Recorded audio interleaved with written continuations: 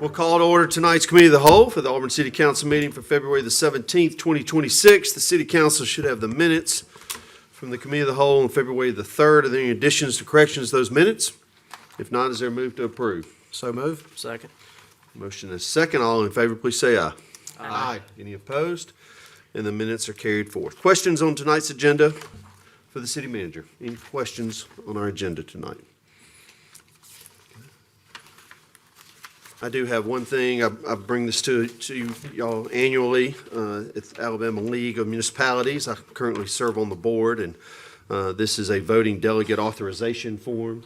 We take one vote at the annual convention each year, and that is to name the next vice chair of that board, who will eventually become the chair of that board. And so this is y'all's blessing that I can sign this and be the representative for the city of Auburn at this convention. Is that okay? Everybody good with that? Yes. Okay. All right. We appreciate it. Anything for us, Ms. City Manager? No, sir. Okay. Is there a move to adjourn? So move. All right. We are adjourned the Committee of the Whole. That was easy. In about 35 seconds, we'll start our meeting.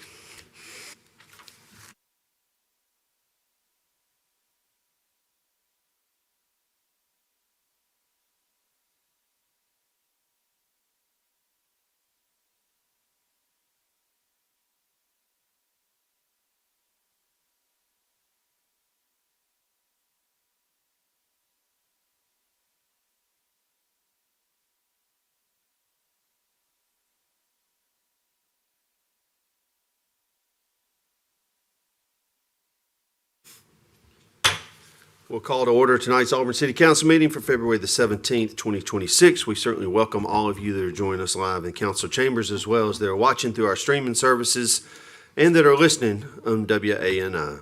The roll call, Allison? Adams, Here. Oblitz, Here. Dawson, Here. Griswold, Here. Mormon, Here. Parsons, Here. Taylor, Here. Witten, Anders. Here. Would you please rise for the Pledge of Allegiance and then remain standing for a moment of silence? I pledge allegiance to the flag of the United States of America and to the republic for which it stands, one nation, under God, indivisible, with liberty and justice for all.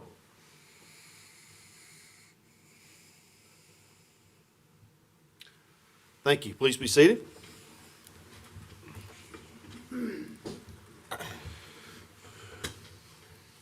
Earlier, the Committee of the Whole, there were no actions in our agenda. I did ask the City Council to approve my representation of the City of Auburn at the Alabama League of Municipalities coming up in April, and so the council agreed for that. Just mayor's announcements real quick. I want to say thank you to the board and all of the volunteers who serve in the Presbyterian Community Ministry. Their annual luncheon was yesterday. This is an organization that has been in our community for almost 60 years.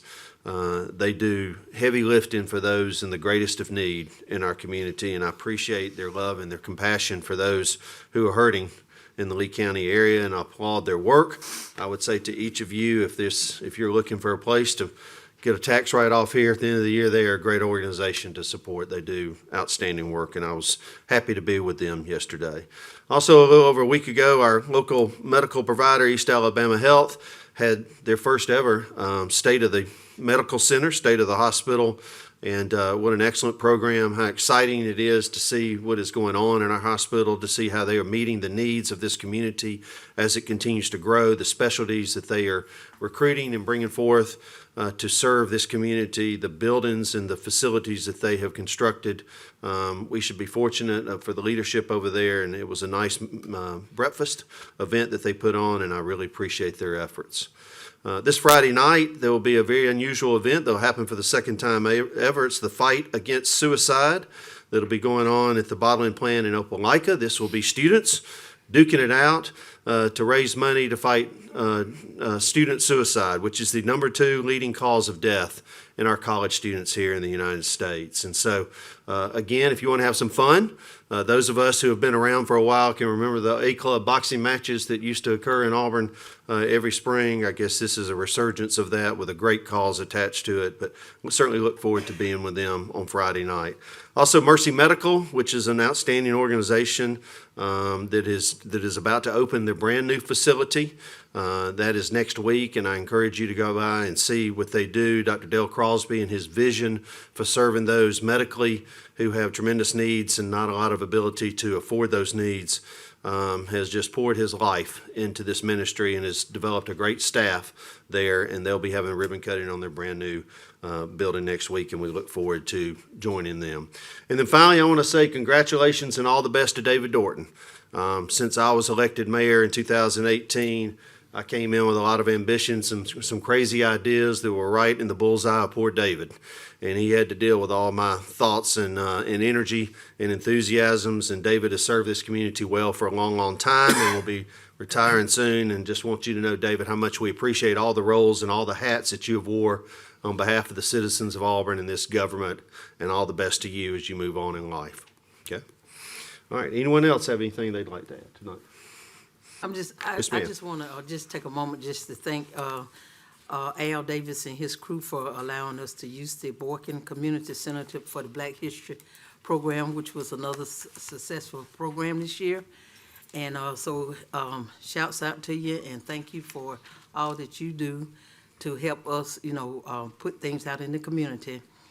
And we had a very nice crowd, not overcrowded.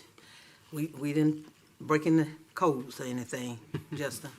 So, but yeah, thank you. And thank you, Sonny, for coming out and enjoying the program. I guess you enjoyed it. Yes, ma'am. Okay. Anyone else? I'd like to say I'm very thankful to Auburn University and the city manager for finally putting a turn lane signal up at Webster and Wire. Coming in the Wire now, you turn left. You got a signal to turn left onto Webster. It really helps the traffic flow. And I encourage each of you to go out and take a look at it. I didn't think I'd ever get it. It's finally out there, and I'm very happy about that. And I would like to ask the city manager a quick question. When are we going to get something done about Longleaf Drive? Got some complaints about it. I encourage each of you, if you get a chance, to drive west Longleaf and look at the potholes and things. We got to get that fixed. And I'm going to be working with some of the folks in the area trying to get some of the places cleaned up and paper picked up. And I don't like for it to look run down. That invites trouble. So we're going to try to get something done about that.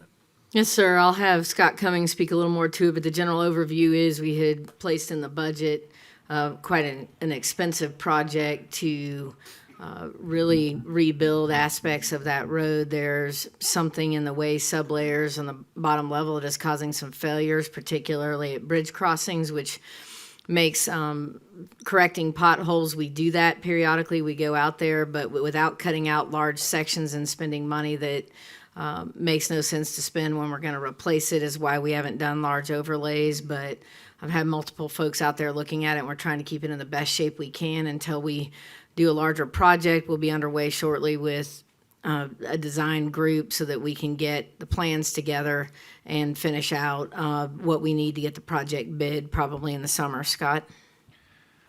I think what you said sums it up very well. We've been looking at this for a while. We recognize this is a need for a special project. We pulled this out of our resurfacing. This is not a simple, mill and overlay type situation. The cracks, the fails, the failures you're seeing out there are more significant, as city manager said, of something happening beneath the surface.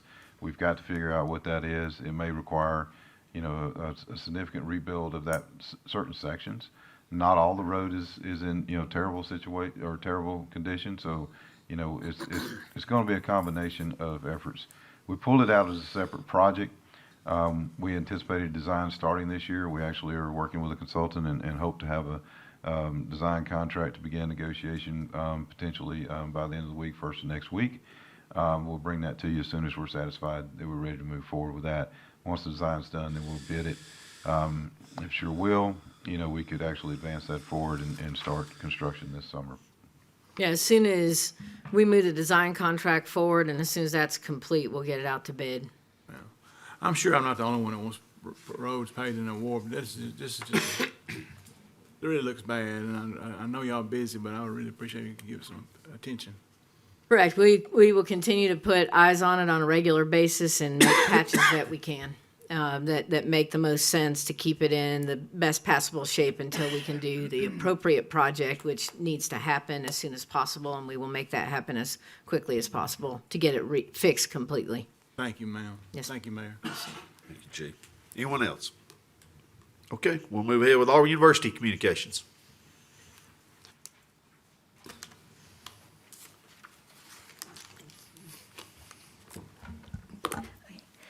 Hello, I hope you all are doing well. And over the past couple of weeks, Auburn has been pretty busy. So, Riley Johnson was crowned the 2026 Miss Auburn, following in the footsteps of her mother, who was Miss Auburn in '87, which was pretty cool. And then we had SGA callouts on Carter Lawn, where our new leadership team was announced. Willis Orr was elected the new SGA president, joined by Vice President Lily Poole, Treasurer Jackson Morris, Initiatives Director Colin Hale, Outreach Director Amelia Shannon, and Chief of Staff Jackson Green. They'll be headed into an executive retreat this weekend alongside our old exec team to prepare for the year ahead. And then Parker McCollum performed last Friday night in Neville Arena, and he brought an incredible crowd, and it was a great atmosphere. In other exciting news, Auburn's Rec Center is now offering free group fitness classes to students, and we're very excited about this, and it is a great opportunity for us to just stay active. And then Lobby Board is heading this Thursday to Montgomery for a higher education day, and then on Monday, Lobby Board is also hosting Learning How to Lobby Day with government professionals joining to help build skills and connections. And then next week, student recruiters are preparing for the first round of interviews, as well as War Eagle Girls and Plainsmen will be undergoing their interviews next week. And then lastly, our number 9 Auburn baseball team plays tonight here at home at 6 against Cincinnati. That is all for me. Thank you, and War Eagle. Thank you, and War Eagle. We appreciate it. At this time, we'll move ahead for citizens' communications on items on tonight's agenda. If you'd like to speak to the city council about an item on tonight's agenda, this would be your time to come forward. You have 5 minutes. We'd like to ask for you to share your name and address for the record. There are a number of items in our agenda tonight under ordinances, resolutions, and then an item later on under contracts that have public hearings attached. If you'd like to speak to one of those, please wait for that public hearing to be open. Okay? Anyone? Okay, we'll move ahead with city manager's communication. I'm sorry, okay. I apologize. I don't know if this is the agenda item. Why don't you want to tell me which agenda it is, and we'll. It's about South College and Longleaf. Maybe. That is not on our agenda tonight. Okay. So that would be at the very end for citizens' open forum. How about that? I'll see you. Yep, Okay, perfect. no problem. Anyone else?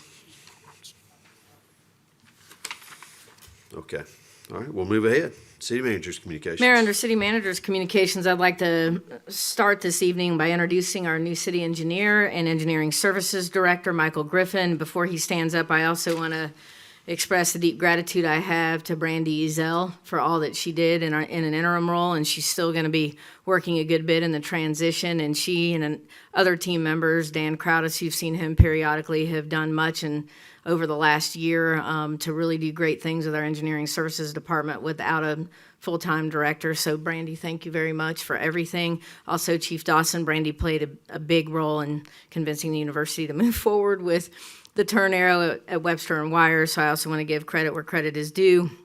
But Michael Griffin, he's sitting here in the front row. He met some of you earlier when he got here. Stand up, Michael. We'll embarrass you. He doesn't have to make a speech or anything, but today's his second day here. He just moved here from Athens, Alabama. His family will be joining shortly. He's a brand new resident of Ward 7, and so we like to tease about that. But Michael's going to do great things while he's here. We're excited to have him and look forward to working with him. Good. Welcome, Michael. We look forward to working with you. The commentary for everybody is our management team. Those who are newer to their positions are required to live in the city limits. That's why I mentioned that.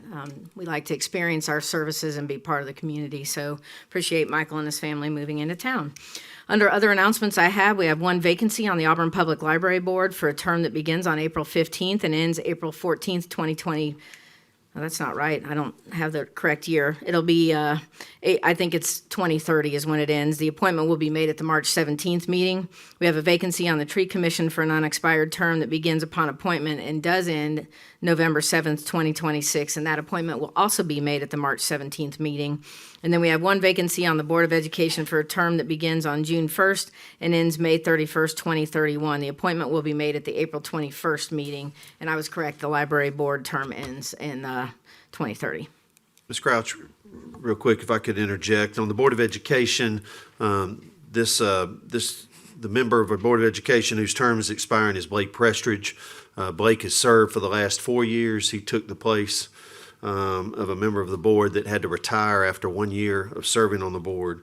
Blake will be seeking his first full term, and as we have done in the past, when members of our boards, particularly school and planning, have served a term and have done a good job and have been invested, we have moved them forward. And so I'll be asking the city council, potentially Megan at the next meeting, to suspend the rules and go ahead and reappoint Mr. Prestridge back to the school board. Okay. That'll be on our agenda at the March 3rd meeting. Is everybody okay with that? Yes. Okay. The Mayor, real quickly, if you want to consider that, do you want us to open up the application process now or wait? Because people will apply. I would like for you to wait. I want our community, certainly I don't want to fool our community, and I want them to know that this would be the intention of the council, is to reappoint a member of our school board who's done an excellent job. So we don't want to open up the portal until we get through the next I meeting? think that would be best practice. Everybody okay with that? Everybody okay with that? So you make that decision? Okay. All right. Consent agenda? All right, Mayor, our first item of business is the consent agenda. Does any council member wish to remove an item from the consent agenda and deal with that item individually? Anyone? Yes, Sonny? I would like to remove, if I may, 8 Delta and 8 Echo.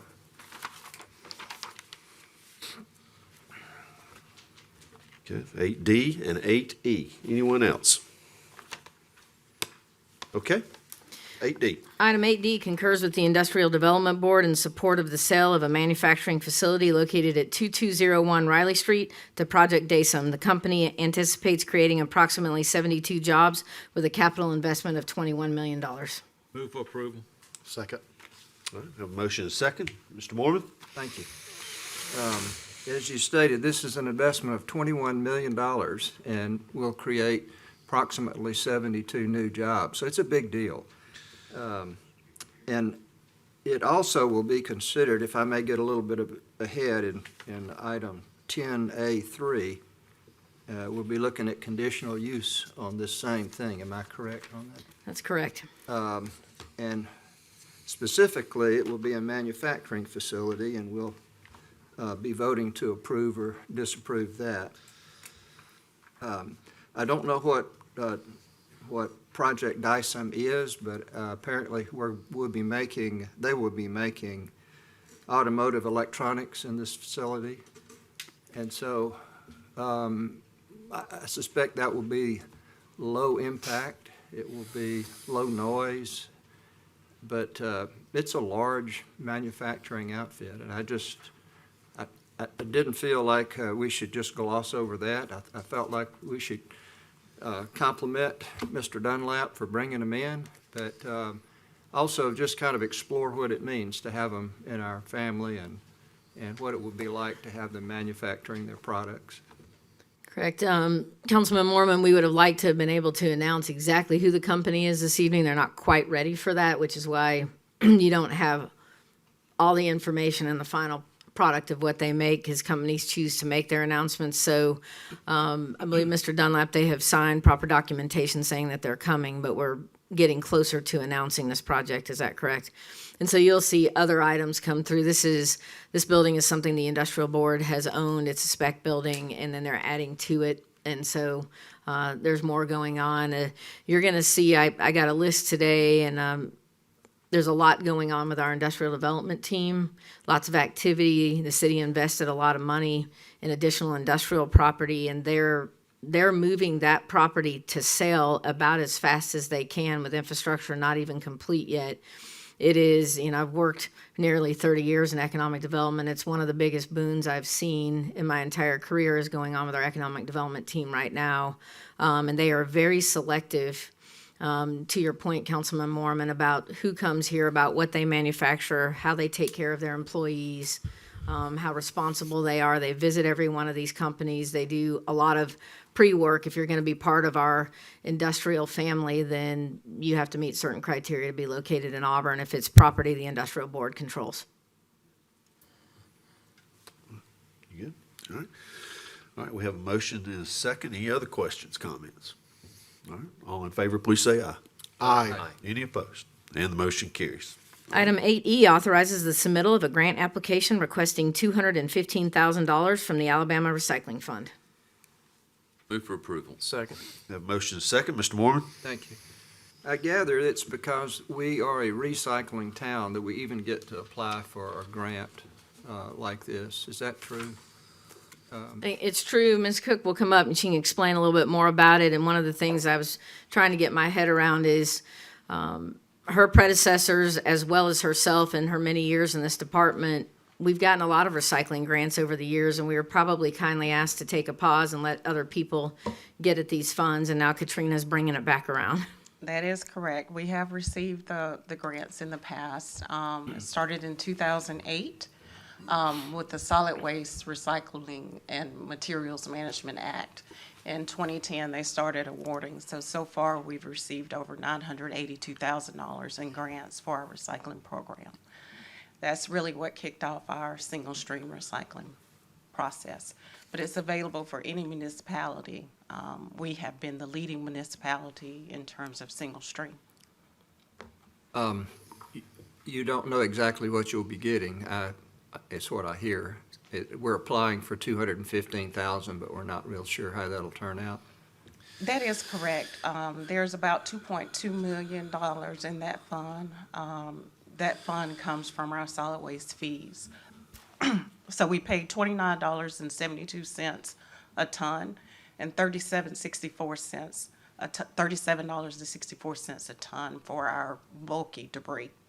So there's an additional dollar that is added for anything that's gone to the landfill. So we have to pay that additional dollar.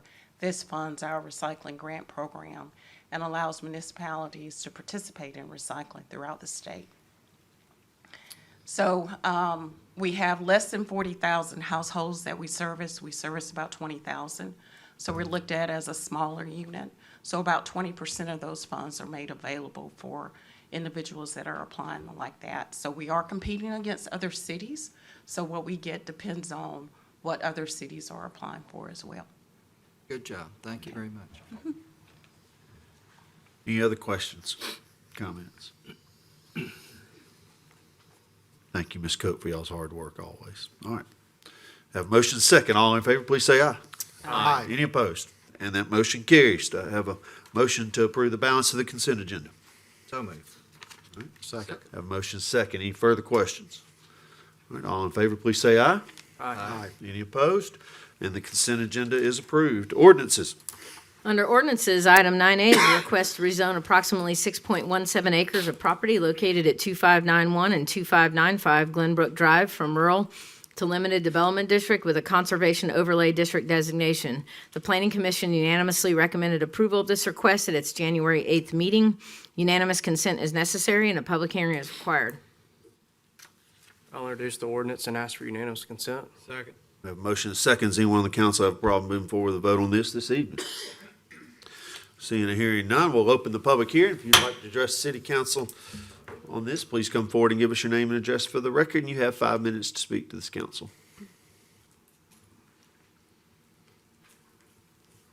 Seeing no one, we'll close the public hearing. Any questions or comments from the dais? Mayor, I have a few things. Please. I've corresponded with a few of the residents in this neighborhood, Bent Creek, so just want to ask a few clarifying questions. Absolutely. We're asking for this to be rezoned to LDD. What is this? What is the surrounding area of this of Bent Brook and other areas? In a nutshell, East Lake and Benton Brook are all zoned LDD. Okay. And then in this rezoning, we're asking the strict rezoning, is there any requirements that we can put on the rezoning as far as buffering or anything like that? Outside of a planned development district or planned unit development, no. Yeah, not really, since it's single family going in around single family, and then there is a significant amount of easements that really kind of limit where a structure can go. So there's already kind of natural buffers in place due to the easements in place. Okay. But you can't condition zoning based on No, anything. no. Unless it's a planned unit development or a planned development district. Okay. And then as far as, there's been complaints about them taking access off of the cul-de-sac through a shared driveway. Is there any other access points that we've been able to look at? The property kind of backs up to Moore's Mill. Is there any ability for us to take access off of that arterial road? Yeah, that's a great question. So that was a point of discussion in the pre-app, and so it was identified by staff that the preference would be for them to take access from the cul-de-sac and to not add an additional driveway to Moore's Mill, kind of at that curve. Okay. Just from a safety standpoint, where that turf is and all that? Yep, that's correct. Okay. Yeah, it'd be unusual. You're talking about there was an original house here, and then a second house had built, and this would be a third house on a total of 6.17 acres. It would be unusual to take access from the arterial road with a driveway when it has access through subdivision. Okay. All right. I think that's all the questions I have. Okay. Anybody else have any questions or thoughts? Okay. Roll call, Allison? Dawson, Yes, ma'am. Griswold, Yes, ma'am. Mormon, Yes, ma'am. Parsons, Yes. Taylor, Yes. Adams, Yes. Koblenz, Yes, ma'am. Anders. Yes. Item 9B establishes a fee of $750 for planned unit development applications. Unanimous consent is necessary and a public hearing is required. I'll introduce the ordinance and ask for unanimous consent. Second. All right, we have a motion and a second. This time I'll open the public hearing. If you'd like to address the city council, please come forward and give us your name and address for the record. You have 5 minutes to speak to the council. Okay, see no one. We'll close the public hearing. Any comments or questions from the dais? Yes, sir, Mr. Griswold. Yes, thank you, Mr. Mayor. The dollar amount of $750 for the application, I know I asked it, you answered it, and I think, Sonny, you answered, asked as well. But for the public, could you tell us how the 750 was determined, please? Yeah, certainly. This is a part of a larger package of fee changes and proposals that we were going to make, and the 750 was the sum of conditional use that would be a part of a PUD, a variance request that would be a part of a PUD, a rezoning application that would be a part of the PUD, and then I guess kind of the annexation, and then we subtracted $100 from it pretty much, and so it was going to be, I think, about $825, $850 was the sum of all those proposed costs, and then we subtracted $100 and then made it $750. And then we also compared it to what existing PUD fees were for other municipalities, kind of similar to ours, and also looking at just kind of the sum of the cost of what other municipalities were charging for preliminary plats, rezonings, and all those other things. Thank you. All right. Any other questions, comments?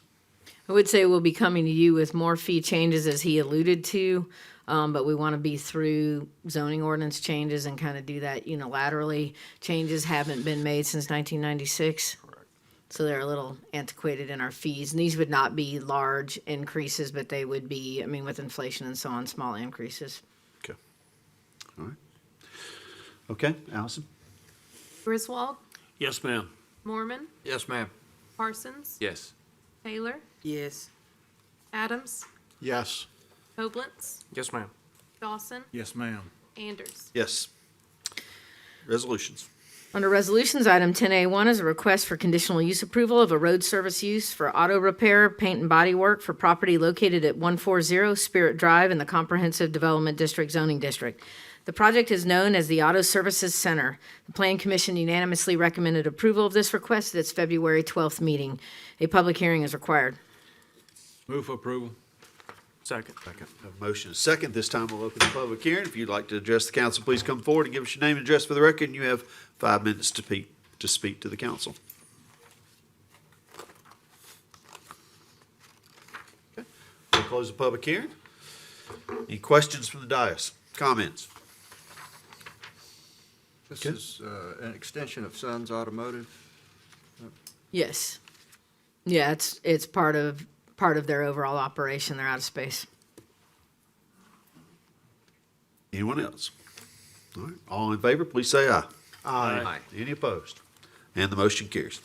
Item 10A2 is a request for conditional use approval of an industrial use for manufacturing for property located at 2270 Riley Street in the Industrial Zoning District. The project is known as Project Joy. The Planning Commission unanimously recommended approval of this request at its February 12th meeting. A public hearing is required.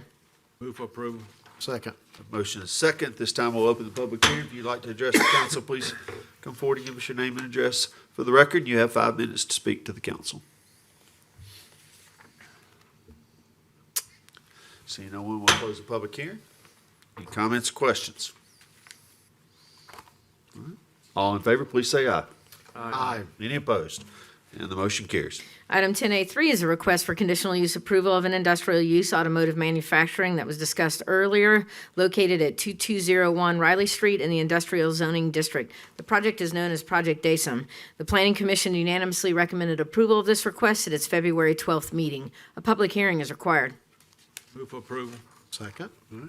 Motion is second. I'll open the public hearing. If you'd like to address the council, please come forward and give us your name and address for the record. And you have 5 minutes. Okay, see no one, we'll close the public hearing. Any comments or questions? Just one more additional comment on this. This is on the same site that they're already operating. Sam's already operating. They're not already operating, that there's an existing building that they will be occupying. Okay. And it's going to more than double the size of this existing building. No, this is an existing building. The other one was the project, Daysum, I'm confusing it with the other one. It is more than doubling the size of the building, and it is new to the building. I was thinking of Project Joy. Okay. All right. Thanks again, Mr. Dunlap. I want to say thank you to our industrial development team. Great job again. Look forward to the announcement of both of these new companies. Anyone else? All right, all in favor, please say aye. Aye. Any opposed? And the motion carries. Item 10A4 is a request for conditional use approval of an institutional use community housing services and daycare for property located at 945 North Donahue Drive in the Redevelopment District Zoning District. This project is known as Ridgecrest Redevelopment. The Planning Commission unanimously recommended approval of this request at its February 12th meeting. A public hearing is required. Move for approval. Second. I have a motion and a second. We'll open the public hearing. If you'd like to address the city council, please come forward and give us your name and address for the record, and you have 5 minutes to speak to the council.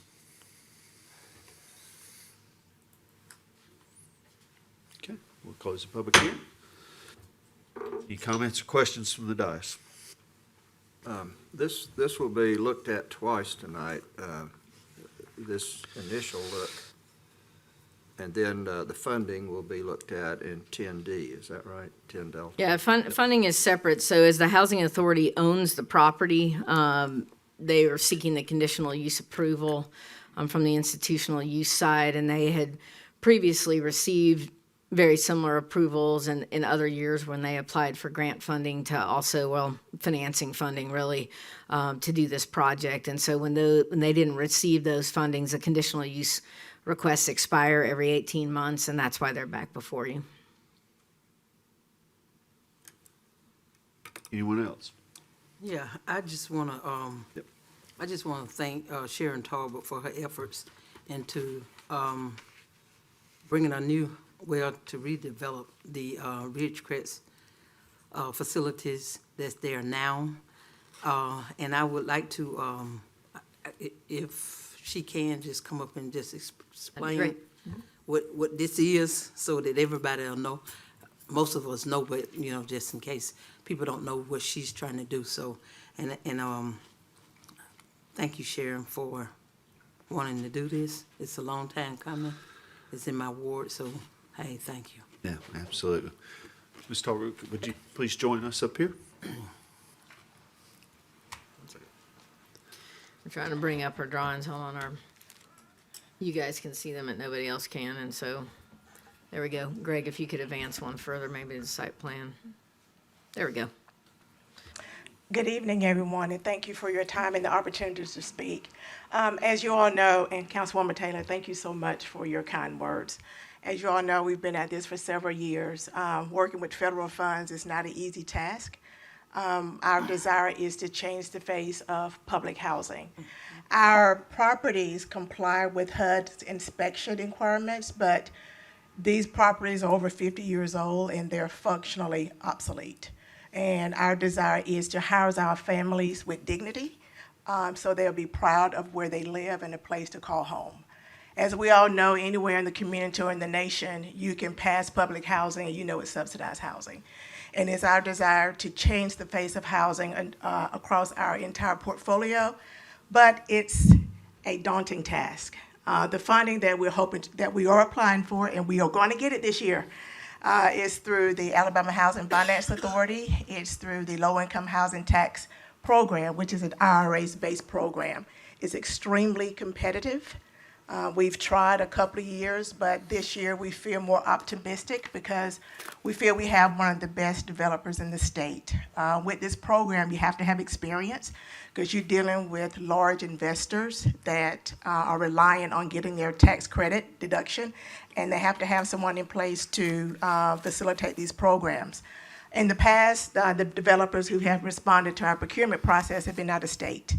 And what they have found is Alabama has one of the most stringent processes for these funding, which I commend the state for that. They're very intentional about affordable housing.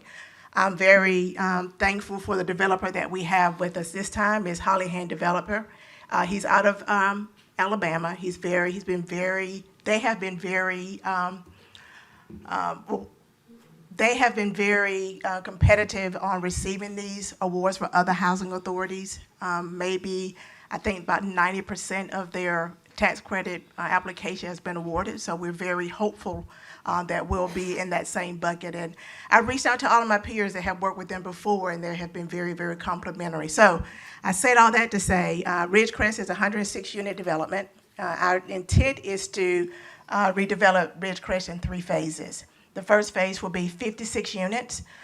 56 is for a couple of reasons. For one, relocation will be a challenge for our families, but to do what we need to do, we need to tear down units and rebuild. And our desire is also from our board is not to build another apartment community, but a housing in a neighborhood community. So with the first phase of our redevelopment, 56 units, and we will tear down and rebuild 40 of those 46 to minimize the displacement. The displacement will be at the cost of us, be at no cost for our families. They will have a right to return to the units as long as they comply with their standards of compliance with their lease and also with maintaining the HUD compliance with the HCV program. But families during the relocation, they will have the option to return to the units, right to return, or utilize a tenant-based vouchers. And we've had 2 meetings with our families, only the 56, not all of our all of our families. And they're very optimistic. They're very proud of this redevelopment. The vast majority want to return, and some want to utilize that option of going into the community. So I have to say on behalf of our Board of Commissioners for supporting this recommendation of ours. And also, I just have to say, what I know from HUD program is from this man right here, Philip Dunlap, and all the support from Megan. I hate to call out names because I'm going to miss someone. The team has been behind us from the beginning, from planning to I don't want to call out names, so I don't want to overlook anyone. So everything that I learned about what I'm doing now is from what I learned from being here at the City of Auburn for 16 years and working with Philip and Megan over the years. So I don't know if I answered your question. I know I said a lot, but I'm very, very passionate about what we're doing. I know what it's like living in subsidized housing. I'm a product of it. So what I do is not a job, it's a passion of what I do. And our family, there's been a lot of wonderful development in Auburn, but our families just have not had the opportunity to participate in that. And this will give them the opportunity to do so. So I want folks to come in to apply, not knowing that it's subsidized housing, because you don't see, it doesn't have that look of affordable housing. So I thank you for your consideration and all that you all have done, and continue to hear me have this same speech year after year. But I'm gonna keep saying the same speech until we're funded, until we see that rendering on the ground. So thank you all for everything. Megan, I know I've been wearing you out. Philip, thank you all. I appreciate your time and allowing me this opportunity. Thank you so much. I got another question. Yes, ma'am. And this is a question that been asked to me.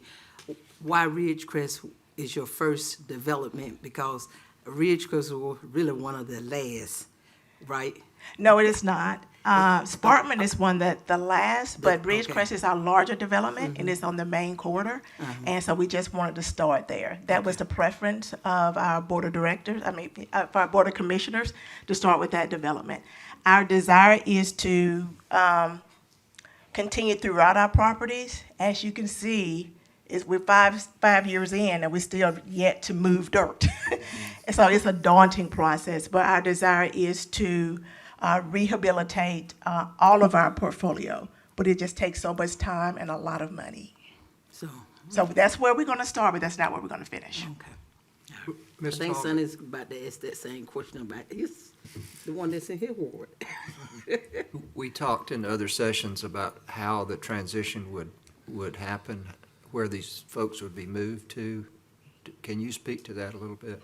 Yes, sir. Our desire is, once we're funded and the award will be announced sometime in June of 2026, we will create vacancies through attrition. So as families move out, we will not move new families in. We'll set aside those units for our families to relocate to on-site. What we also will do for properties for families that we're not able to relocate on-site is to continue to partner with our existing landlords to add to their program temporarily to utilize a voucher temporarily, or it could be long-term. So our option is to relocate on our properties first. And like I said, we will create vacancies, and those that remain, they can utilize the tenant-based voucher. And that would be at our expense. Sharon, it's easy to get excited about what you do because you're such a great leader. Well, And thank you. Auburn is fortunate to have you and your persistence and your determination to make this happen.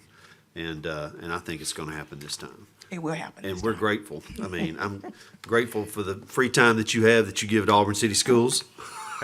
You're welcome. And, My you know, pleasure. just this week, you sent us all your winter magazine. Oh. And for any of us that want to understand what really goes on in the Auburn Housing Authority, I encourage everybody to flip through that magazine and see all the things that you offer your residents. It is not just a place to sleep, it's a place to live, really live. Yeah.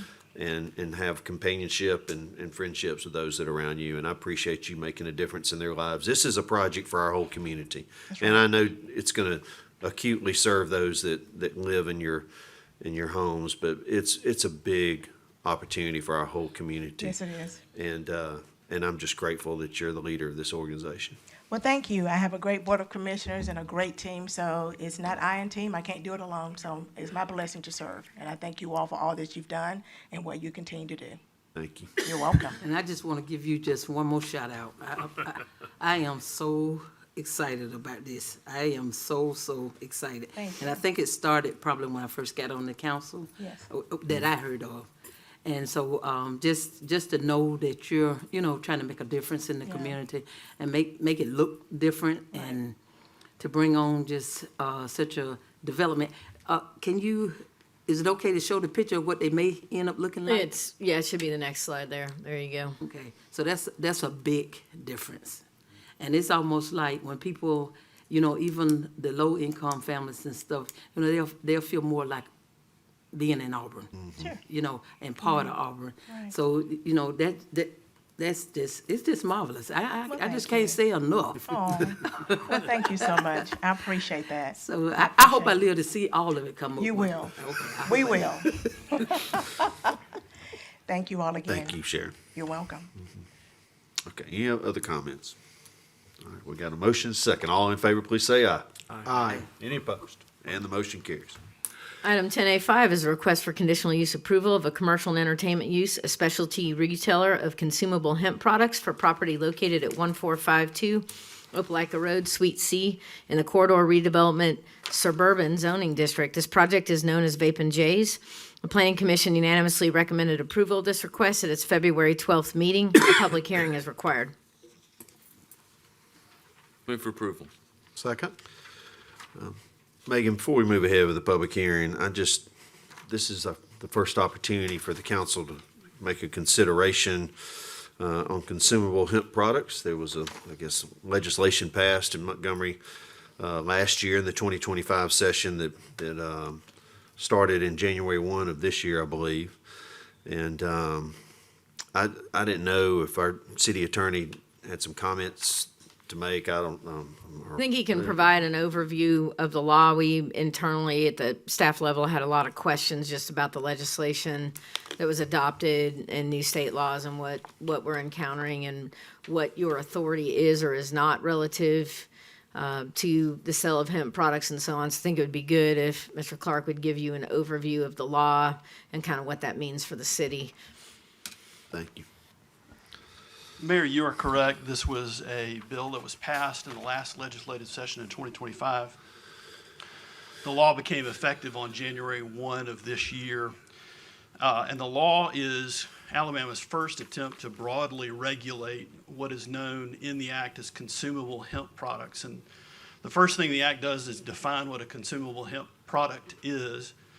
And that is any product that a human can consume that contains a cannabinoid. Cannabinoid, broadly defined within the Act, includes both THC, which some of you are familiar with as the active psychoactive ingredient in marijuana, and CBD, which is not a psychoactive chemical, but is a broadly refined product from hemp, the hemp plant. This bill does a lot of different things. It imposes testing and labeling requirements on all consumable hemp products. It establishes restrictions as to the retail establishments that can sell consumable hemp products. There are broadly three categories of businesses that can sell these products. One is pharmacies, one is food retailers with a square footage of 14,000 square feet or above, and the other is a standalone consumable hemp product licensee. The Act prohibits the sale of consumable hemp products to minors. It prohibits the sale of all smokable hemp products. It prohibits online sales and direct delivery of consumable hemp products. Well, what it does is it broadly vests the ABC Licensure Board with the power to regulate all things regarding the sale of consumable hemp products, including the authority to seize unlawful consumable hemp products. It allows the ABC Board to regulate and issue the licenses for these retailers. The only power that the Act directly delegates to cities is the authority to approve the license before it is issued by ABC. Otherwise, the state and the ABC Board is vested with the enforcement and control of the powers vested by this particular act.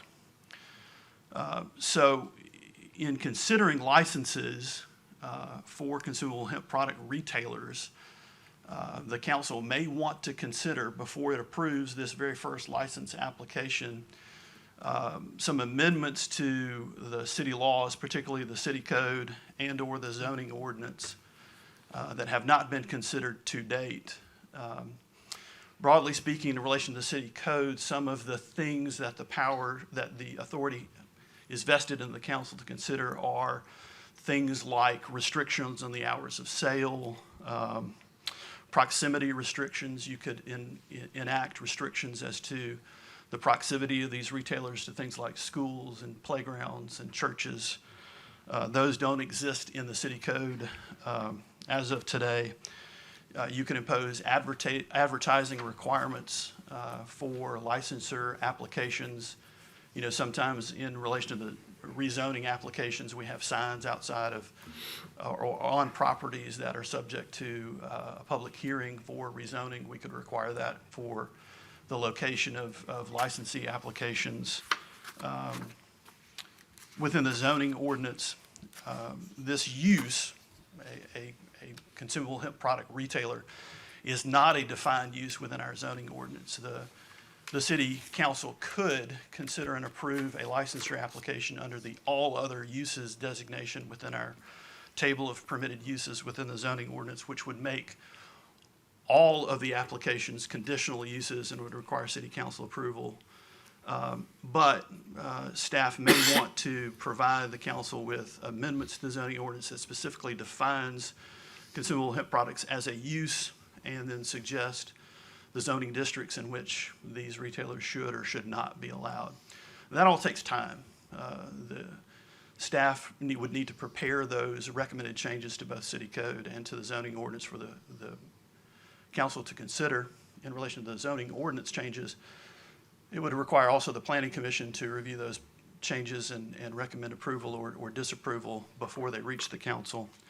And so that just takes time. And certainly, from my office's perspective, if the council were in favor of considering changes either to the code or to the zoning ordinance in advance of reviewing and approving the first licensure application, we would recommend, we would advise the council to have time to consider those potential changes and to put them in place before the first licenses is reviewed and approved or disapproved. Mr. Clark, what role do our local police officers have related to governing hemp sales and hemp stores?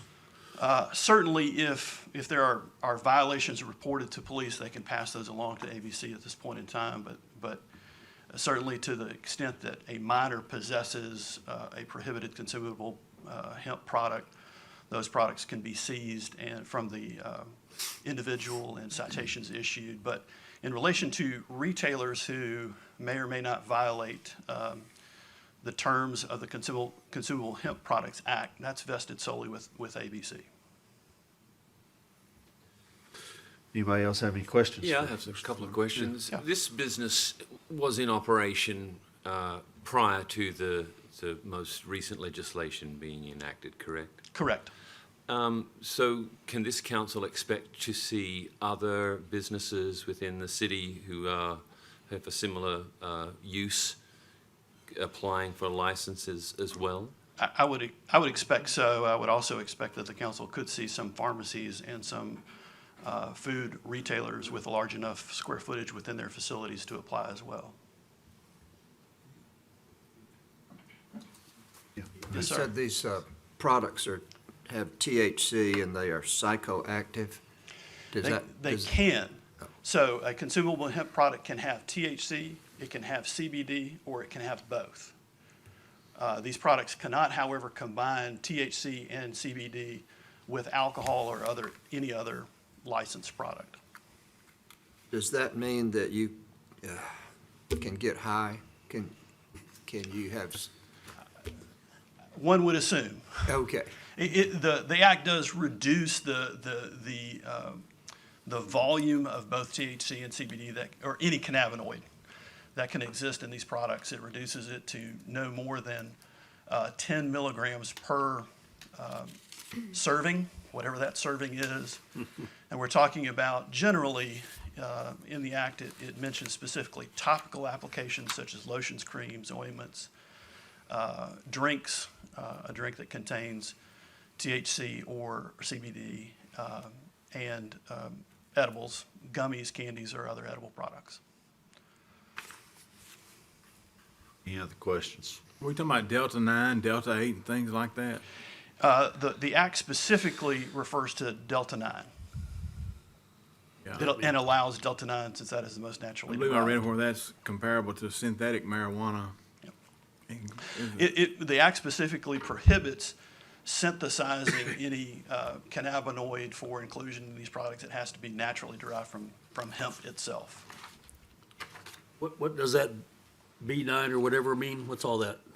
It's the type of THC is tetrahydrocannabinol. It's the psychoactive ingredient in marijuana, and there are different subvariants of that: Delta 9, Delta 8, Delta 10, and it all has to do with the chemical configuration of those components. Okay. Right now, for example, in our consent agenda, we had a approval for an ABC license. Should we anticipate seeing those on our agenda in the future for this type of activity? I think it all depends on what the council wants to do at this point in time before considering the first license. If the council wants to put in some restrictions on how those licenses are reviewed. It may not be a license that appears on the consent agenda, but if the council does nothing at this point in time, I think it would fall under the council's parameters for what could appear on the consent agenda. And I think theoretically saying is if this conditional use were to move forward, as the staff memo indicated, you would see a license request for this particular agenda item March 3rd. Correct. And so we don't have any others, unless I'm looking at my team, that have requested at this stage. So zoning is the first step for us. So theoretically, they would not be on your consent agenda in the future if zoning parameters are put into place and they don't comply with those. That's correct. So these would come to us like any other ABC zoning? They would come to you only if it meets zoning. So what you get with the alcohol licenses now is you have a zoning clearance form that goes with it that always verifies that this is an eligible use in that area. So one of our challenges is this is categorized as an all other use because it's not specifically defined in the zoning ordinance because it wasn't something we knew to define. And so right now it's before you as an all other use. We have no other city parameters put on the sale of this product at all other than what state law says. There isn't any other regulatory item in the moment, and you're new to this as a council. This is a just enacted thing from the state, and this is the first time you're seeing a conditional use or any discussion of a license. And so that's why you would have had no way of knowing any of the above. This has been a lot of information, and I would like the council to consider postponing tonight, and I'm not sure how long it would take our staff to provide the information to allow us to make a better informed decision, but I'm personally uncomfortable moving ahead right now and would like to have more time to consider options or whatever, boundaries, whatever we need to call this to govern this before we get in a situation where we have a number of these in front of us. I'm not sure how everybody else thinks about that. I mean, maybe postpone for a month. I don't know, 2 months. I'm not sure what the right. Yeah, certainly 30 days would allow the staff to provide the council with changes to the city code to review and adopt. If you're talking about changes in the zoning ordinance itself, because of the advertising requirements for those, because of the planning commission review of those before they get back to city council, I think you're looking at probably more like 60 to 90 days before staff would be in a position to recommend those and have the council review and approve those before it reviews its first application. If we postpone, would we want to give staff instruction on what we needed by the end of that postponement date to figure out whether? Yeah, Tyler, and I'm not even sure what that'd be. I would like to suggest that we get some more information about the types of, Mr. Clark has done some research because we have an active applicant and talking to other municipalities throughout the state about what they're doing and so on. But I know you all love a work session, but we can definitely schedule one in given time. And I know we land at the next March meeting. I know if it's a month from now, Ms. Taylor won't be there. She's out of town on other city business, that meeting and so on. But we can certainly attempt to get a work session scheduled in the next month to get a better gauge from you. We do have an active applicant, for it. And so, but it is within your authority to postpone a conditional use for sure if you need more information. Would postponing till the second meeting in April be appropriate? I think that would give sufficient time for staff. 60 days, 2 months.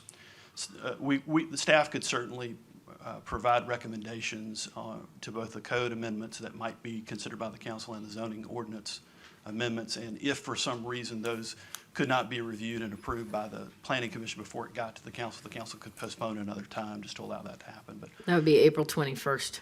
Okay. Mayor, I have a question. Please, yeah. Do we know what our sister cities around this area, Opelika, for example, or Alexander City, or even Montgomery, what they're doing? What have they done this? Because I hate to create a situation, and I'd like for you to study this when you look into it. I wouldn't want a situation where we keep our citizens from getting their money from they sell this stuff responsibly. If all you gotta do is go across the city's limits and get it, we're depriving our citizens the right to make a living in this. This is probably a multi-million, if not billion-dollar industry nationwide, And a lot of folks depend on it for using it in the right way. So I would like to see what other cities are doing, because it's not gonna do any good if somebody down the road is selling it and we're just keeping our folks from making the money, and this money's going to who knows where. I mean, I just think we see this and we think of, and I have a law enforcement background, we think of bad stuff, but some of this stuff is good. It's been proven to work, and I just think it's their right to sell it if they want to. I know one pharmacy that sells it now, CDB oil, and I mean, it's not for me.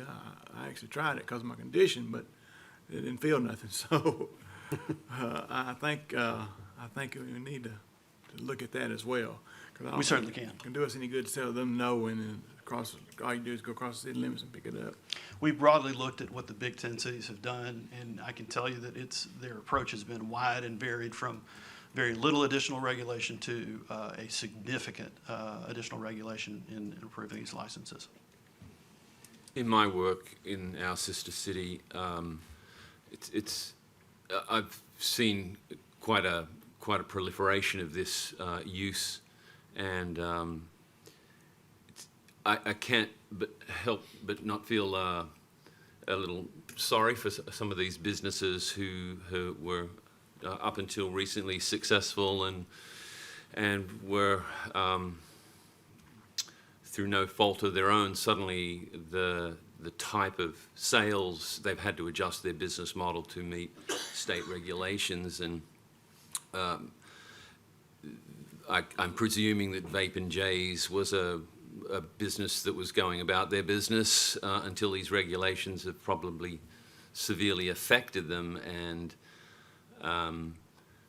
I hate to see small businesses struggle, much in the manner that Chief Dawson is speaking, when they're doing everything right, and this applicant is clearly doing everything right to bring it to us and follow the necessary steps. I hope that we can consider that we're not delaying, that every day delayed on a decision in this way affects their ability to function as a business.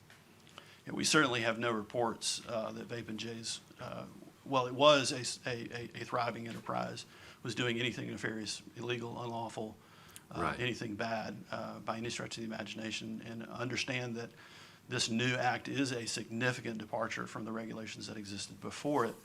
The only thing that staff is concerned about, it's not concerned about this applicant necessarily, it's all of the other applicants to come to make sure that we're doing it in the right way. And we're certainly mindful of the time, of the effect time has on these potential applicants. Thank you. And I think we should keep in mind, we're not looking at just kids running a vape or whatever. I think it's, adults that are responsible and whatnot, but they need Certainly. some stuff for joint pain, and there's other things that they sell it for. So I think the council should really consider that in making a decision. I do want to clarify, though, just from a zoning perspective and so on, you can't zone it out of the city. Correct.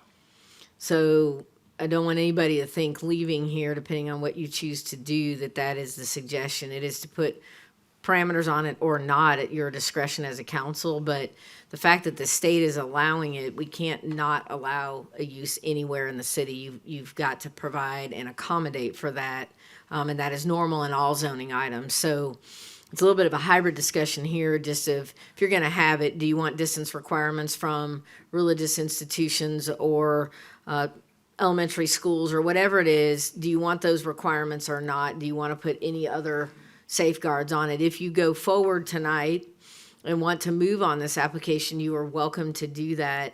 We are not prepared to give you any of those parameters tonight, but that is certainly at your discretion. And you can't then reverse de facto apply these things, I would think. Correct. So that is the question for you guys, but I want to be extremely accurate in saying that this isn't something that anyone is trying to zone out of the city whatsoever, and it had been going on, and acknowledge that the state's now put a new law, and it is a time that it now has to come before you because our zoning ordinance wasn't ready to address it. I'm in full agreement with the mayor. I think we need to put it off and study it a little more, get our questions answered, exactly what we're dealing with. Any other questions for Mr. Carter? Thank you, Thank you. Mr. Clark. Megan, so we have a motion and a second. Would I just offer an amendment to that motion or just a postponement? Somebody, you can always move, even though you have a main motion out there, a move to postpone is always in order. So Okay. if you want to do that, and you also need to decide what you're doing with the public hearing. I'd like to move to postpone to the second meeting in April, which is The 21st. April 21st. All right, Second. have a motion second. Any further discussion on that? Just clarifying, we're not opening the public hearing tonight. Yeah, and I would, in an addendum to that, I would offer to have the public hearing follow this. Yeah, if you to haven't April opened it, you'll have to open one. The other thing is, if the applicant is present, we do have 3 minutes at the end of the meeting that anybody can speak about any item they wish, and so they can be heard tonight. If you're not opening this public hearing, you're going to save it for later, but if they're here and would like to remain and have things they'd like you to consider, they have that opportunity. So the public hearing would come on the 21st of sir. April. Okay. So I got a motion and a second. All in favor, please say aye. Aye. Any opposed? Okay, we'll consider this on April 21st. Thank you all for the discussion. Thank you, Mr. Clark, for your questions. All All right. right, you ready to continue? Contracts.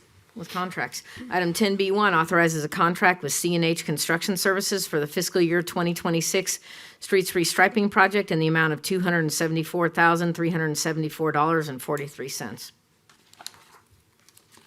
Move for approval. Second. Have a motion and a second. Any comments, questions, thoughts? All right. All in favor, please say aye. Aye. Any opposed? And the motion carries. Item 10B2 authorizes a license agreement with Power South Energy Cooperative for the installation of a sanitary sewer main in Auburn Technology Park West. Move for approval. Second. Have a motion and a second. Any questions, comments?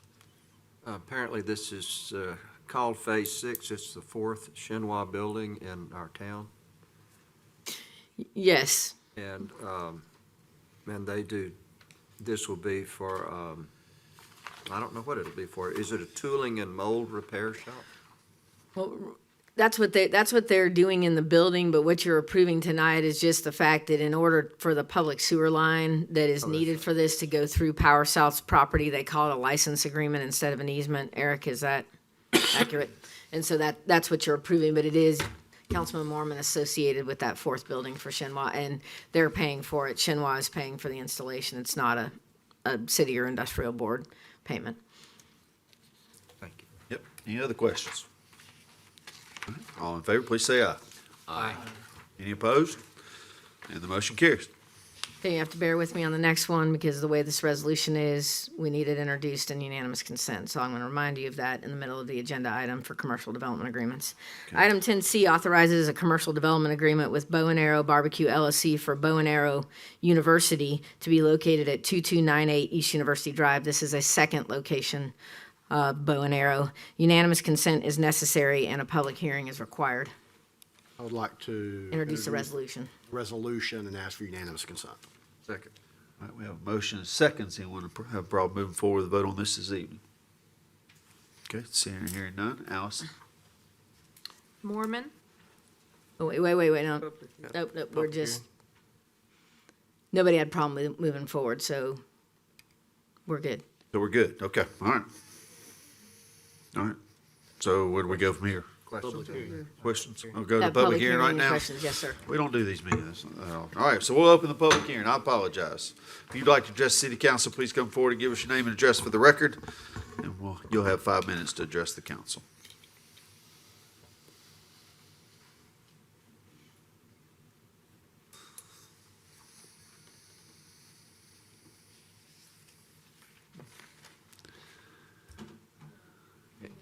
Are you here about the bow and arrow agenda item? No. Yeah, we're still not there with you. Sorry, we'll let you know. Yeah, Your time's you'll be coming. good.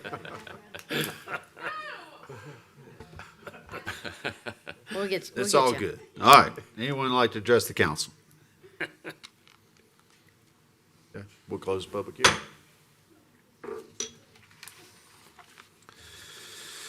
All right, any comments, questions from the dais?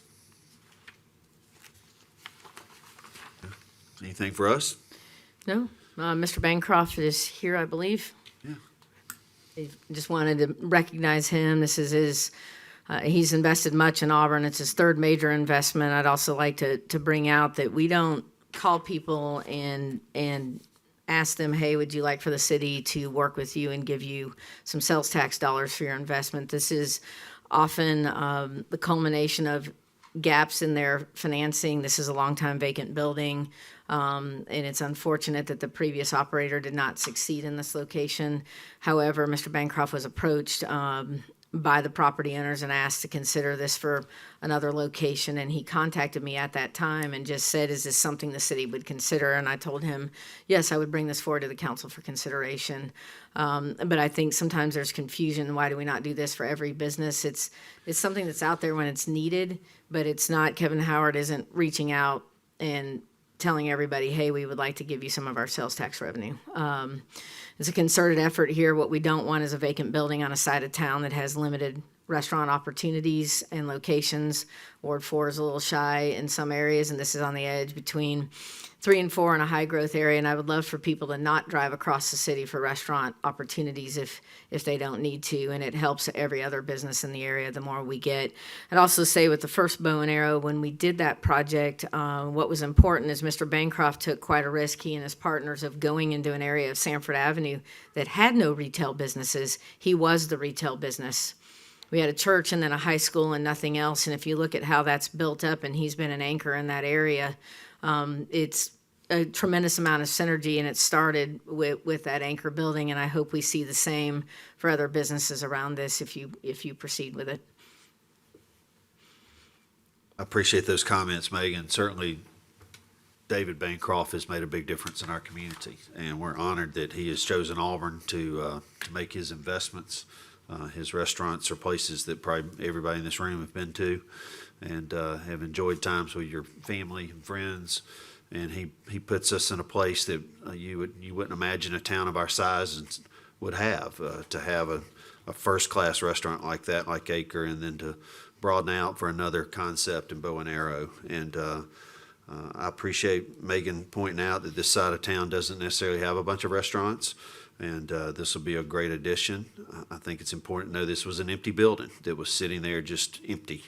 And he is going to add vitality and excitement to this building and this part of our community. And so I appreciate, David, everything you've done to make Auburn a special place. You are part of our DNA now, you and your family and your staff that are making meals for so many of us, and we appreciate it. Any questions from the council? Just Can we one get quick. one off exit 51 or 50? Yeah, Bucky. He's smiling at you. You got barbecue. out He'll there, say son. his brisket is a little different than Bucky's brisket. So there. You're welcome to come out that way. Mr. Bancroft's making a sizable investment just to get up and running, so it's not like a free lunch, pardon the pun. Yes, sir, and he's been making it already before this has come before you, meaning he's been obligated for some time. So All right, any other questions? All right, where do I need to go from here? roll call. Roll call. All right. Allison. Mormon, Yes, ma'am. Parsons, Yes. Taylor, Yes. Adams, Yes. Koblenz, Yes, ma'am. Dawson, Yes, ma'am. Griswold, Yes, ma'am. Anders. Yes.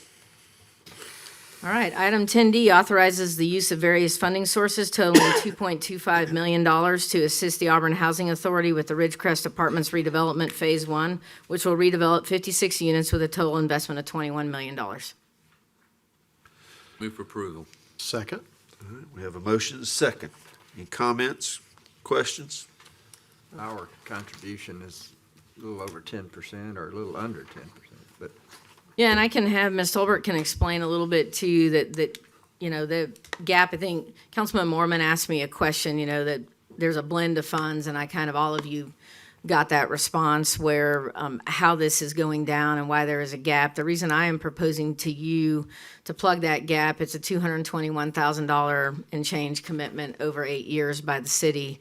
There isn't an easy way for them to get the money in. De facto, what's not in your memo is the Housing Authority actually has to borrow those funds. They will be paying interest, and while the city's giving an annual allocation, they will also be expending their own funds to pay the interest. And, you know, one of the $225,000 chunks in here is also a 108 loan at 5% interest from a different pot of money. The reason we blended that along with a block grant, actual grant, is because we wanted to be sure that you need to get points, and Ms. Tolbert talked about points needed and why we needed our application to be successful. So we worked in collaboration with her development partner to find out how many points was it going to take at a minimum to get there, and that's why we blended the funds the way that we did. Mr. Davis is comfortable with the block grant amount that we would be providing, and it is not taking away from other major projects. It's infrastructure and, what else did you say, Al? Yes, but it's something we would be pivoting in a different fiscal year for all of these things. Should she be funded, we'll know this June, we would do a mid-biennium adjustment for the general fund allocation. We'll have to come back to you with 108 loan papers, and we'll have to amend the consolidated plan for block grants. There would be further actions, but this is the least amount necessary to accomplish the objectives to get the project that we spoke about in the conditional use moving forward. And this is one of our limited opportunities to move the needle on affordable housing and make a difference for some folks that would like to live in something a little bit better, because this is something at least we have a willing landowner who will work with us to try to do something for some folks, and that's a little bit of a challenge. And so I wanted to give you a little more background on why we recommended the funding structure we did.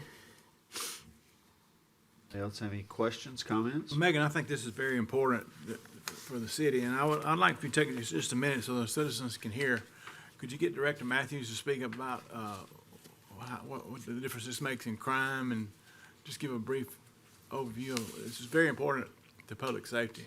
Yes, years ago we worked collaboratively with the Housing Authority on some changes at the Moton housing unit complex, where we reduced units to try to improve quality. It was a different style of project, but it's really why we have the 108 loan funds to begin with. We loaned funds, the Housing Authority paid us back, but we were trying to move the needle for those residents there by lowering density and improving their quality of life, and I think some of those numbers have come true in the public safety aspects. Director Matthews. Sure. So, just looking at the calls for service trends over the last 10 years, we peaked at 2020, and that was kind of an anomalous year. But since that time, up to 2025, which was our last full year of data, we've had a 60% decrease in calls for service at Moton Apartments. If you take out 2020, again, kind of an anomalous high year, and look at 21 to 25, it's still a 38% decrease in calls for service for public safety at that property. So it really points to, making these improvements. It's a return on investment. And I would not be afraid to ride my scooter through any housing project we have in Auburn. It's very well run. You do a wonderful job over there, and I appreciate it. And I just want to let the council know this is very, very important to the public safety in the future. Because if you give people a nice place to live, believe it or not, most of the time they're going to try to keep it nice and keep the riffraff runoff and everything else if they feel better about where they're staying. I think it's a great opportunity for us to take a step in Auburn in the right direction, showing we care about sometimes folks that don't have as much as others. Thank you, G. Anyone else have a comment, question? Yeah, so we'll see a budget adjustment over the next 8 years. You'd see you'd see a mid-biennium budget adjustment that would come before this council. After that, it would be built as we have other funding agreements with other agencies. It's automatically placed in the budget. It doesn't mean the council still doesn't have to adopt a budget, but it's automatically put in there by the staff. Okay. Anyone else?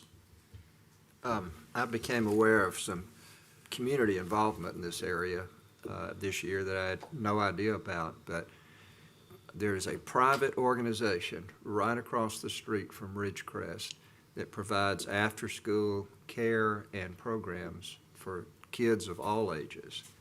It's a great ministry. It's called Our House, and it's, I think, right across Bedell Street, if I remember right.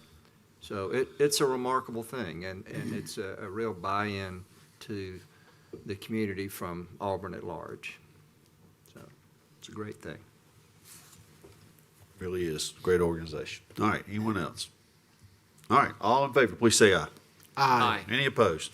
And the motion carries. Mayor, those are all the items of business we have for you this evening. Okay, this time we'll open Citizens Open Forum. If you'd like to address the city council about anything, please come forward and give us your name and address for the record. Yes, ma'am, it is your turn. And you have 3 minutes to speak to the council, and please direct your comments to the council. I'm nervous. Oh gosh. Okay. Okay, my name is Kendall Hull, and my address is 802 West Longleaf Drive, Unit 42. I'm an Auburn resident and student, and I'm here to speak about pedestrian safety and an incident that changed my life. And I also want to comment that Longleaf is horrible, with one of the potholes even blowing one of my tires, and I've lived there for 2 years. It was not I'm completely my sorry, fault. but thank you for being here tonight. Last year while running against traffic on September 12th on South College Street, crossing by the Beacon, I was ran over by a vehicle, even though I had the right-of-way. He was turning right, and I was running with 2 other people in a clearly visible crossing area at around 2 p.m. in the afternoon, when he turned right out of the Beacon, and he failed to yield and broke my leg. I was in a hard cast up to my knee and an ACL brace connected to the cast up to my groin for 3 months. I was non-weight bearing for 30 days and on crutches until December 31st.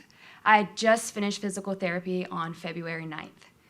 There are no clearly marked stop signs or high visibility roadway markings at this location to show drivers where they must stop before entering the roadway. Without these visual cues, vehicles pull up too far while turning, eliminating the safety buffer pedestrians rely on and reducing visibility at a critical moment. If proper markings had been in place, the driver would have stopped behind them, leaving a protected space for pedestrians. Instead, the lack of roadway guidance contributed to a preventable collision that altered lives forever. He was inches away from crushing my head, but slammed on the brakes just in time. Running was not just exercise for me, it was my therapy. I actually ran with Jeremy Carson my entire life. My discipline, my community, and part of my future goals. Because of this crash, I will never run the way I once did, or probably at all. In a small town like Auburn, where running is so incredibly big, this is incredibly important. This injury disrupted my entire life, and every day has required rebuilding pieces that were taken in a matter of seconds.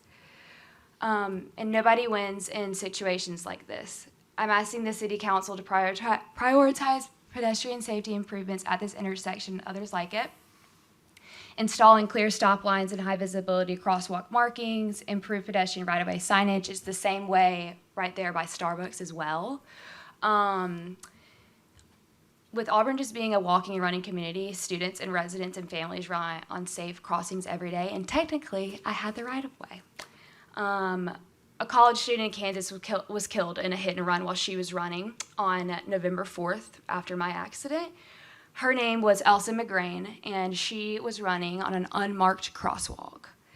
I'm so lucky to not just be another number. God kept me here for a reason, so I'm doing what I think is my due diligence. I'd also do it for Elsa, someone whose voice was taken from them, and especially from something so preventable. So thank you. Thank you. Thank you. Thank you for your patience Thank tonight. you. Thank you for your words. Yeah, I appreciate it. Thank you. Yes. Who'll be next?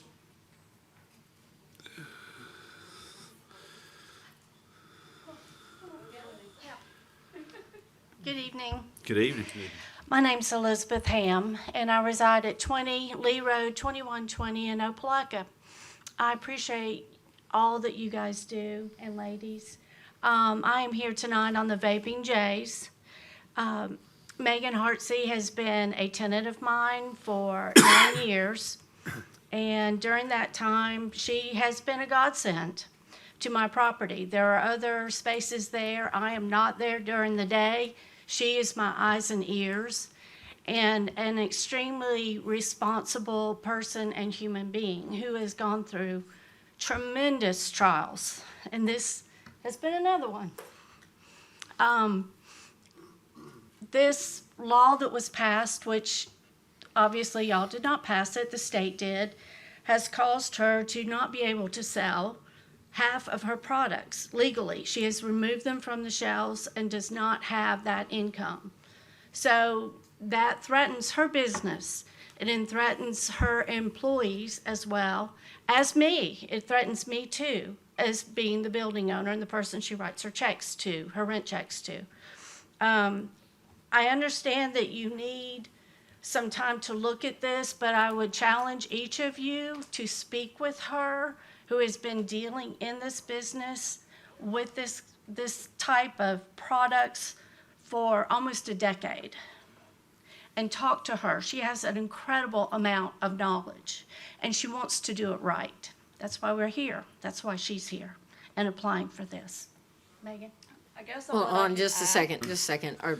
We stop the clock, Greg. We just have to, Elizabeth, are you finished? Yes. With yours? We'll start the clock over Yeah, for you. we'll I want to start give you your full 3 minutes, so sorry about that. Mhm. Do you need me to do my name? Yeah, name, address for the Sorry. record, and then he'll get it started. Sorry, Elizabeth. Megan Hardesty. My home address is 2120 Teal Lane, Waverly, Alabama, but it's technically still in you guys' district in Auburn. As explained to you guys, I've operated this business for 10 years. Because of the way that this law is set up, I'm being forced to separate it into the unit next door, not just because that's the way the law is written, but it is because I don't want to add alcohol to my business model. I could have just requested that additional license through ABC and just turned my store into a package store, and you would have only seen me for that license approval. But because I stand firm in my belief of the harm reduction that I do add to this community and the amount of people that I do help with pain and in my vape shop with reducing their harm from tobacco. But this is going to be devastating to my business to wait until April when I've already been down since the 1st of January. This is literally 50% of my income. So I encourage you guys, if you do need some resources between now and April, please reach out to me. Let me be a source to help you guys. Maybe guide some zoning restrictions if any need to be placed on this. I do recommend the only thing that you do try to regulate that the state has not already is perhaps make it the same as a vapor license where we have to be so many feet away from a school or a church, which my businesses already are. Or if there's any questions, I would love to take them tonight. I would love to clarify some of the confusion that is around this business in any way that I can. Thank you. If there's some questions, people will know how to reach out to you, and if you're here after we get through here in just a minute, there might be some conversations then. I'll definitely hang out. Okay. Thank you. I have a question for you. Okay, so what's the impact gonna be if we wait 2 months versus 1 month, or? This law, it has me down to myself and one employee right now. I've had to let everybody go that's worked for me. I don't know if I'm gonna make it until April, but I'm gonna try. This is literally 50% of my income, and I am a single mother. I'm literally having to put my house on the market because of having to wait until this point. Thank you. You're welcome. I have a question, if you don't mind. No, absolutely. In the ideal world that you get your license and everything has worked out on from our side of the business, will you be able to function as a business under these new restrictions? Yes. Yes, I need that additional income with this license because it took both of those products in my previous business model Right. to be Right. successful because of the way there's so many licenses or so many stores Right. in town. We've kind of split our income a lot of different ways with Okay. a lot of our products. Okay, great. I'd like to speak with you afterwards as well. Absolutely. Do you already have the license, or are you waiting for us? I have a specialty vapor license. Okay. And I am not allowed to keep the products together like I have done for almost the last 9 years. The legislature is going to require that I either move it separately into a standalone business, or I can house them on nicotine next to my hemp with alcohol. And I just do not want that product base added to my harm reduction mindset that I like to contribute to the community. So if you had nicotine and alcohol, you could keep it all together? I could just apply for a liquor license and the consumable hemp license at the same time and would just come before you guys for that license approval. I chose to do things the hard way, and I guess I am reaping the benefits of that. Thank you. Thank you. Thank you. Who'll be next?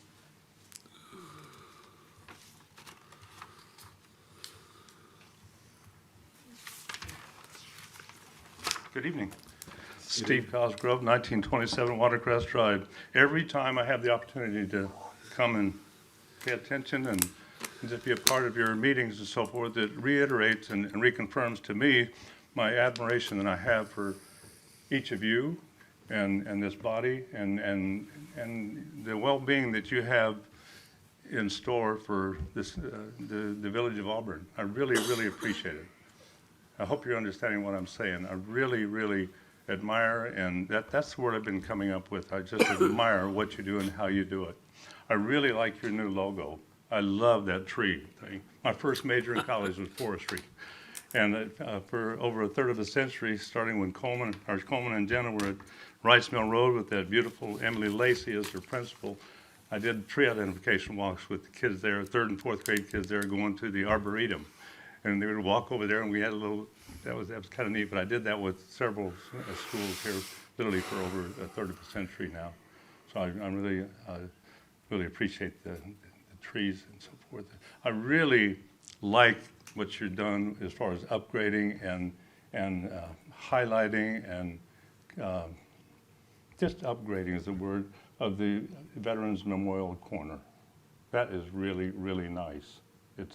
It cannot shine a bright enough light on our veterans, not when they're alive or after they've passed. I think really, really notice that. I don't know that it's completely done, but it sure has taken shape, and I really, really do like it. Ron, you mentioned Mercy Medical. The way I met Del Crosby, the way I met a lot of people in this community, coaching kids at Felton Little Park, when his son, Cameron, who's now an emergency room doctor at UAB, was 7 years old. So I was looking around and said, I need somebody to help me coach. How about you? It was Del. So for 2 years, he would coach me, and we would coach together and just had a great time and created a great friendship. He's one of my dearest friends. I sent you some photos of the skates. I'm not going to have time to really explain all that, but I speed skated for 15 years up in Illinois. Those skates belonged to a fellow named Terry Luttrell. Terry Luttrell was a neighbor of mine, and he's better known as the first lead singer of REO Speedwagon. That was a group that was founded in my hometown. And also I got to skate with Mary and Susie Blair and Rob Blair, the older kid, the siblings of Bonnie Blair. Bonnie Blair was the youngest of 6 children, and Bonnie was 2 years old when she'd come out here and skate with us. So that's the story of those skates, and it's just something that I've just really admired, and that's what the Winter Olympics does to me. I bring that on. Thank you, Mr. Cosgrove. Thank you all very much. Yep. Appreciate you. Thank you. Who will be next? Okay, we'll close citizens' open forum. Anyone on the council have anything they'd like to add? Yes, Mr. Mayor. Please. In accordance with Robert's rules, I move that we reconsider our action relative to item 10A5, specifically the delay period that we established with the amendment. To do this, to reconsider this, does require the majority of the council be willing to reconsider it. Just as long as you're on the prevailing side, which he was, you guys were Yeah, we're on the unanimous. prevailing side, He would right. need a second, and you guys can then discuss further. Yeah. Have a motion and a second. See, further discussion? You want? Well, obviously, it's, the 2 months is gonna ruin their business. So I'm wondering perhaps if we could lessen that delay and let the staff concentrate on this for maybe 1 month. We still need additional time for us all to consider this, I think. But a 2-month delay is gonna irreparably harm the business. So I would like to, us to reconsider the amendment that we added to it to lessen the delay. Ms. Parson, would you have anything? Did you second? No, I Okay. second the motion, and I That's just for fully agree with- reconsideration, so what you ought to do is vote that you're gonna reconsider it. Absolutely. And then he's giving you his reasons why, Okay. totally appropriate. Then you vote on this. If there's not further discussion about the reconsideration, then you go back to that and adjust accordingly, if you choose to do so. We're voting to reconsider now. The vote is to reconsider. Yeah, if there's at no this further point. discussion on that, that's correct. All right. This be just voice? Just voice. Okay, all right. All in favor of reconsidering, please say aye. Aye. Any opposed? All right, that motion carries. You're just opening back that motion to postpone is what was requested, to reconsider that and to see if you're going to make any changes. Yes, I'd like to reconsider the motion that we made to add 2 months of further study to 1 month of further study. There'd be a date certain. Yeah, you're amending that to March 17th. Okay, thank you. And I just want to remind the council, I will not be here on the 17th. Okay, so. The only other consideration for you, and she alluded to, because I want you to be clear, the original plan was you saw this in the staff memo, you would see the license request following a conditional use approval. You can consider, and I'm willing to put it on that evening, but I wouldn't put it on consent and cannot before you've considered the conditional use. So if you also want to compress that time, it would be helpful to note at least you have them one following the other on that agenda. You still have the right to postpone any of the above, however, it's back to the time frame if that is your concern. Yeah, the end result of my intent is to reconsider everything all at once and give the business owner an opportunity to conduct their business. And she also, for the record, has the ability to contact any of you individually. Your contact information's on our website and can have those meetings. Not in a group, but individually. Yep, okay. So with that being said, Megan, are you saying that when we take it back and do it in a month, are we still gonna have the work session or not? We will certainly try to have a work session. that Challenge, you we would be a got spring part of break the likely. week Yep. before that. Well, and not all of us are, it's just gonna depend on your schedules. Yep. We'll have enough staff available to deal with aspects of it, but depends on a few things, and we'll check your schedules. Okay. Because I would like to at least be in on knowing some of the restrictions or whatever. Even if I don't get a chance to be here on the Yes, ma'am. 17th to vote on it, I would still like to see, what's being considered. So what you Second Kelly's motion to consider on March 17th, Connie. I'm just I making, think we already, do we have a second? Did on you that? have a I second don't on have the? a second. Not Don't a have a second. second, do we? Okay. No, you just need a second. Sorry, Connie. I didn't No, mean you're to interrupt. perfect. You just need a second on that. Your motion is to amend the previous postponement to reflect March 17th instead of April 21st. yes. Can we have a second? Second the motion. All right, we'll continue discussion. So, anybody else have anything they'd like to add to that? I appreciate you bringing that up, Councilman Griswold. I think Absolutely. that's a great suggestion, and would hope that we can come to something on the 17th. For point of clarification for me, do you want the license on the same agenda? We would move it to regular resolutions is what we would do. Yes. To follow the conditional use, but to not be prior to. Yes. Okay, all in favor, please say aye. Aye. Any opposed? All right, the motion carries. All right. Anyone else have anything they'd like to add? I wanted to ask a question on a young lady situation that came up about long leaf. And I know she's concerned about, I know that there's concerns about, I guess striping it and all that kind of stuff, seeing some type of signage and that type of stuff. So what about lighting in that area? So where it happened was, Because I know when people jog, they jog at night too. So I was just wondering, what is it? Because, I'm sympathizing with you, especially you done had an accident there. Mm-hmm. So, if you're gonna consider putting up signage and all this other stuff, so I was just wondering, what it would be. Is the lighting bad in that area also at night? It was broad daylight, so it's just, I don't think, first of all, you shouldn't be running at night. I just think that's not safe. Yeah, but people do. I know, they do. Yeah. But I think if there was a line, a white, thick line right there, just like it is downtown, because all that those little buttons are when you click downtown is if you are to get hit, you could easily be like, oh, well, I clicked the button, easy sue.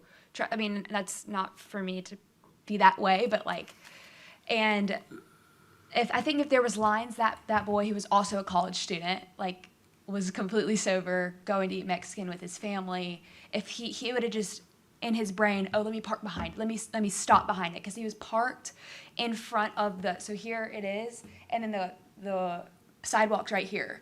So he not only, he clipped the person I was with and then ran me over and then hit another guy that was just walking on the crosswalk. Like he just didn't look left and right because, you know, he's looking at the 4 lanes of traffic of South College.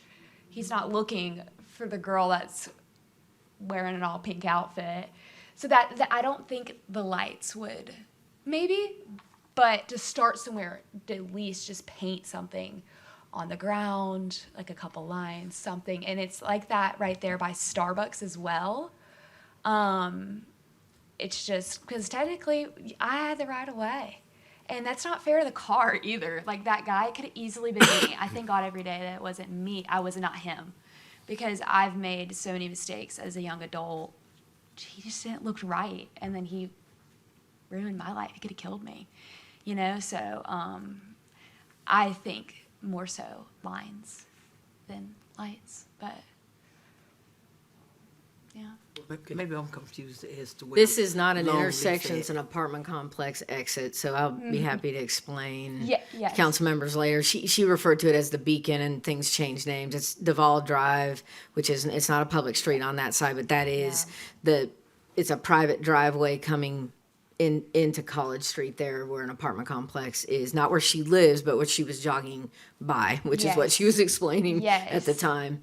And then she's also referring to Starbucks on South College Street. She's saying there's driveways there. It's a similar condition, if I'm understanding you correctly. That's, Yeah, it is. Yeah, I guess private, yeah.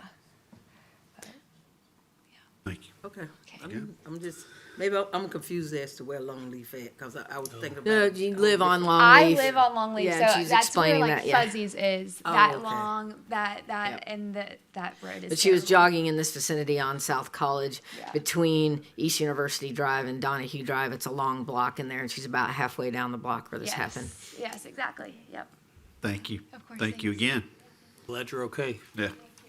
Okay. Anyone else? Okay, is there a move to adjourn? So moved. All right, we're adjourned.